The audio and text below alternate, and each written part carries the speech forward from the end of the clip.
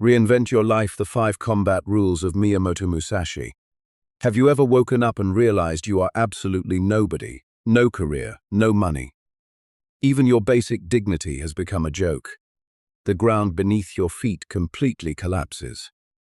You are stuck, standing alone among the ruins of your life, watching helplessly.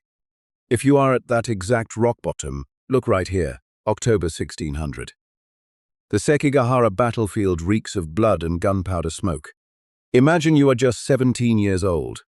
Arrogant, cocky, carrying warrior blood, believing you are destined for greatness. But after just 6 hours of horrific slaughter involving 160,000 men, you lose everything. All of it. Your side is utterly crushed. Your comrades are down, their severed heads rolling in the mud like rotten fruit. You, a promising young samurai, instantly become a hunted fugitive. You have to hide deep in the woods, eating roots and surviving in the brush like a hunted wild wolf, just to keep your wretched life.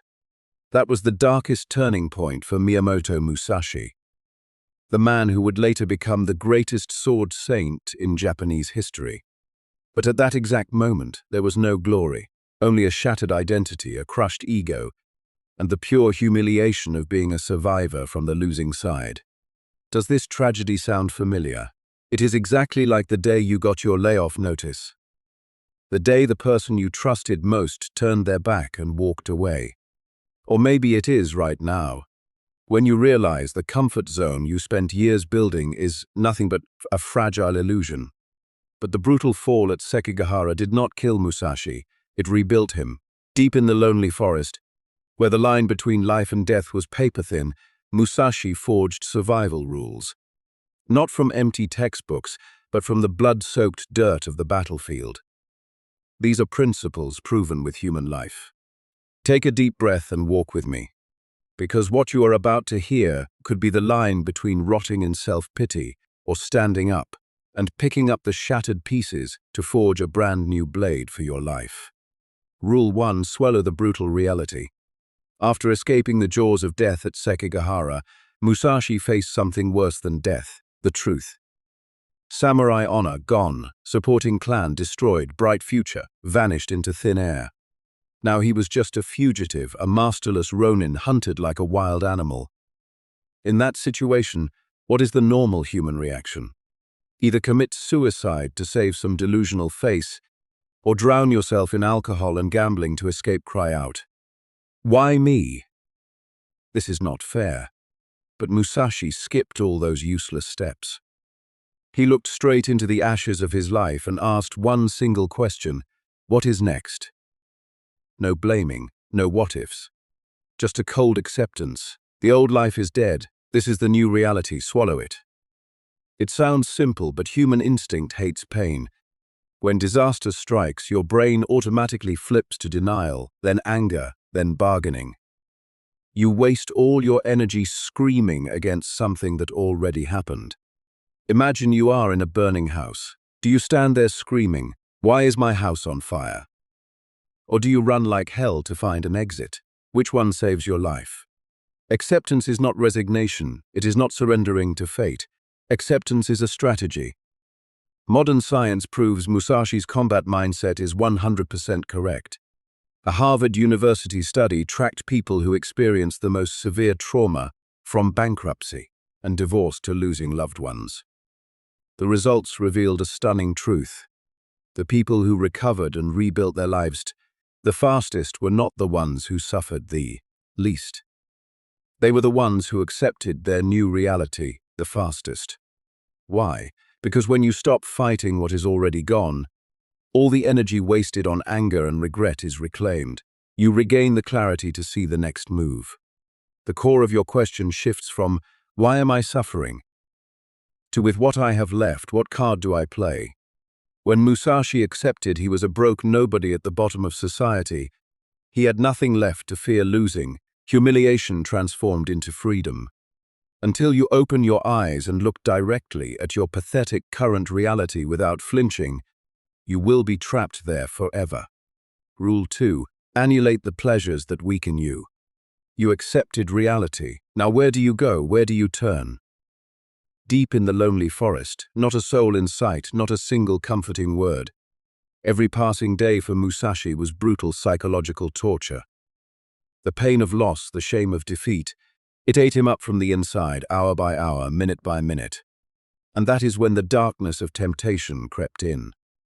Around Musashi at that time, how did other defeated warriors, the masterless Ronin, choose to survive? They threw themselves into drinking, gambling, selling their honor as mercenaries, or drowning themselves in cheap pleasures in the red light districts. It is the easiest way to make the brain forget the pain, a temporary anesthesia to run away from reality. But Musashi saw that deep pit of self-destruction, and he turned his back on it. Instead of seeking comfort, Musashi chose a lifestyle so extreme it bordered on madness.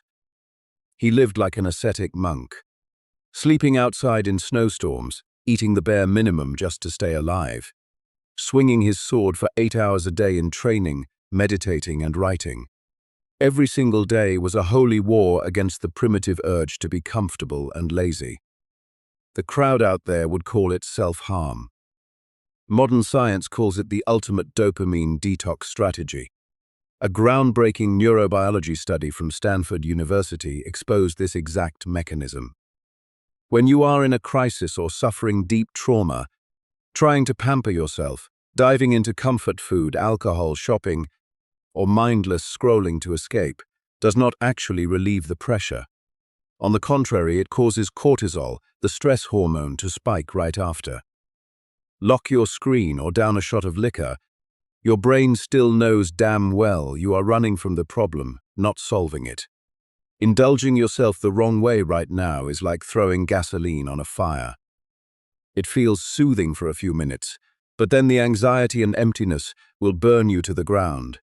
Conversely, Stanford found that people who faced adversity with harsh discipline, actively choosing hard things to train themselves, recovered 4 times faster than the other group.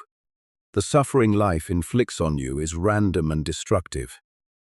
But the suffering you actively choose to train yourself is intentional and constructive. You are going to suffer either way. This life is inherently a non-stop chain of pressures. So why not choose the suffering of discipline to grow stronger, instead of choosing the suffering of indulgence only to rot away? Rule 3. Freeze your emotions on the battlefield.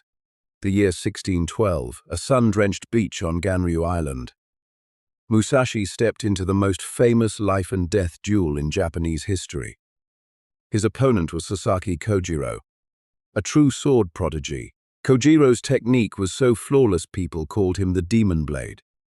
The long sword in his hand was fast as lightning, and he stood there, completely obsessed with taking Musashi's life. The crowd gathered around, breathless. And here is the detail that changed martial arts history. Musashi intentionally showed up 3 hours late. While Kojiro paced the beach furiously, blood boiling, mind unraveling from waiting, Musashi sat calmly in a small boat using a dull knife to carve a wooden sword out of an old oar. The moment Musashi stepped onto the island, Kojiro exploded with rage. He screamed, cursed, and drew his sword, throwing the scabbard into the water. He was boiling with hatred. And Musashi, a face cold as stone, steady breathing, mind as clear as a block of ice. The duel ended in less than a minute. Kojiro, the man with superior technique, concepts, his skull shattered under Musashi's wooden sword. Why did a genius lose to a piece of dried firewood? Because Kojiro fought with anger. Musashi fought with strategic intellect. And that is the only line between living and dying. Nowadays, everywhere you go, people drone on, follow your heart. Sounds romantic, but on the battlefield of life, that is suicidal advice. Harvard University researchers discovered a staggering number. 87% of the absolute worst decisions in human life are made when people are in an extreme emotional state. When emotions peak, your IQ hits rock bottom. Musashi called this training the immovable mind. Imagine yourself as the pilot of a flight caught in a violent storm. Your emotions are the passengers in the back. They can scream, panic, but you, the person holding the controls, must keep a cold head. If you let the passengers fly the plane, everyone dies. How many times have you self-destructed your own life just because of one impulsive minute?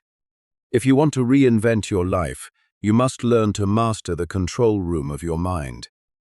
Practice pausing for 10 seconds before you react, letting the water of your mind settle back into stillness.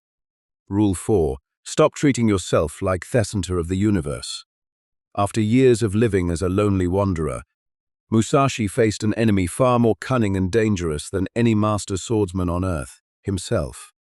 Solitude in the deep woods can get terrifying. Inside Musashi's head, a dangerous psychological tumor began to grow. He became obsessed with rumination.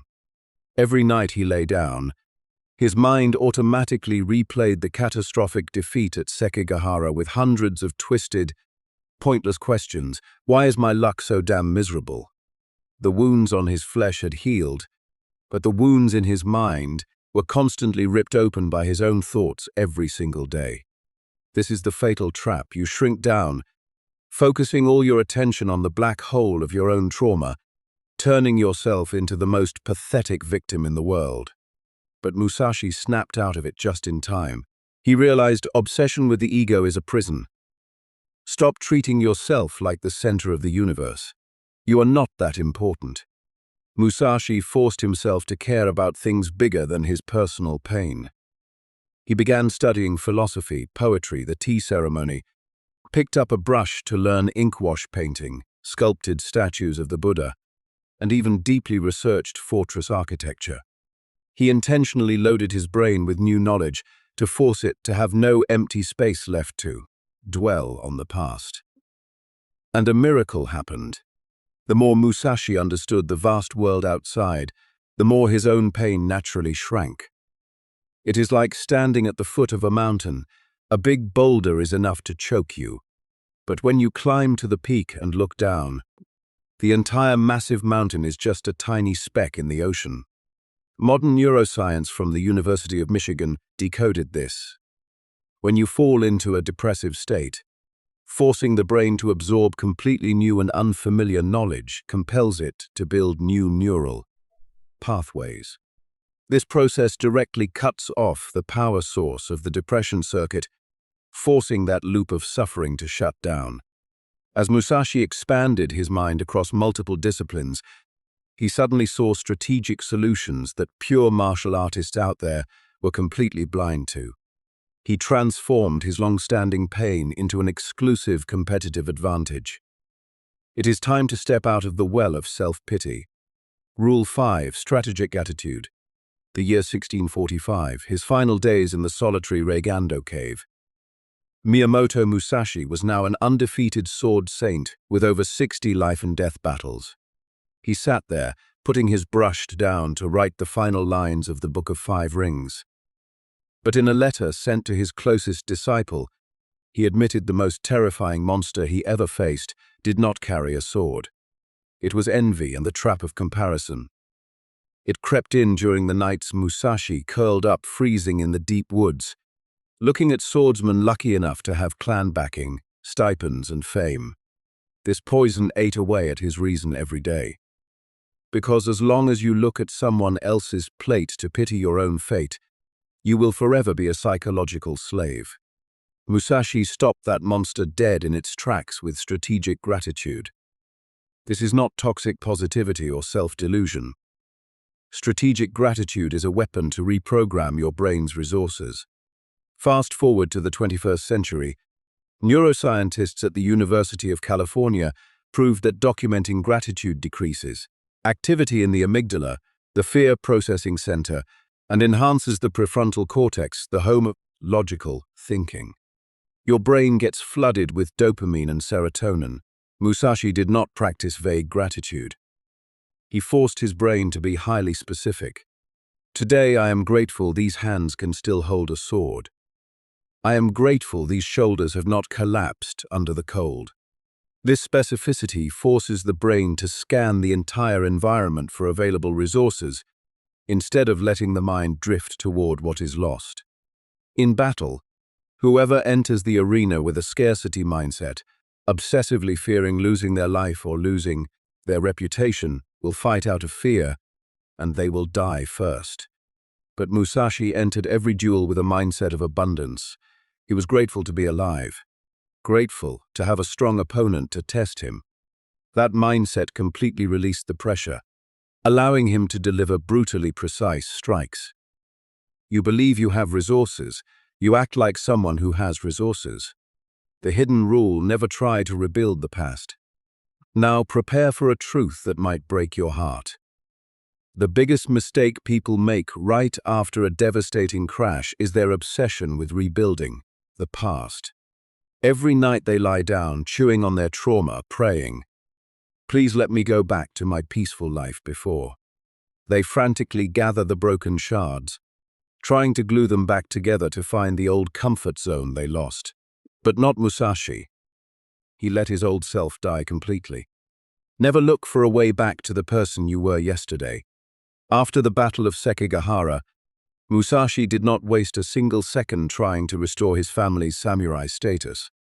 He understood a ruthless principle of the universe. Trying to resurrect a corpse is a waste of strategic time. Instead of asking, "How do I get back what I lost?" Musashi cross-examined himself. With this pile of ruins, how terrifying of a creature can I evolve into? He did not choose to go back to being an ordinary samurai. He chose to become something history had never seen before, a battlefield philosopher. Look straight at Musashi's destiny. If the catastrophic defeat at Sekigahara had never happened, Musashi would very likely have lived and died an ordinary warrior, having a stable, comfortable life and being completely forgotten by history. The brutal destruction at age 17 was the ultimate filter, the mandatory catalyst that forced him to shed his skin. A crisis is not the end of the book. It is the opening chapter of a legend. The normal life you had for so long, was it actually just a glass cage imprisoning your potential? The devastating event happening to you right now might just be the universe using pressure to force you to evolve, to force the birth of a version of you that is stronger, more resilient, and sharper. The depollution of war. 5 battlefield rules and 1 hidden rule to bury your old self. Musashi left you a complete map to walk through the darkest zones of life. But remember this: the greatest map in the world is just a useless piece of scrap paper if you refuse to lift your feet and walk.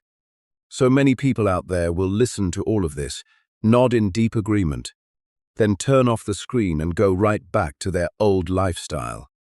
They will go back to pampering their laziness, letting emotions run the show, and drowning in self-pity. Do not be that pathetic. Because knowledge without action is just cheap entertainment. And you did not spend a precious dozen minutes of your life here just to be entertained. You are here to be reborn. This is not your typical motivational lecture. This is a declaration of war. A war against stagnation, against the victim mentality, against the weak version of you that has locked up your potential for way too long. Right now, the power to decide is entirely in your hands. You have 2 choices. Either keep sitting there crying over a broken life, or pick up those shattered pieces, lock down your discipline, and start building a brand new kingdom for yourself. If you choose the second path, take your first real-world action right now. Out of Musashi's 5 rules, which one hits your absolute biggest painful spot? Write that exact rule down in the comments. Do not write it for me to see. Write it as an oath, a clean cut from your old self starting today. And hit that subscribe button. Turn that click into a milestone marking day 1 in your 30-day journey to reinvent yourself, master your destiny. The strongest version of you is waiting on the other side of courage. The choice is yours. Let's fight.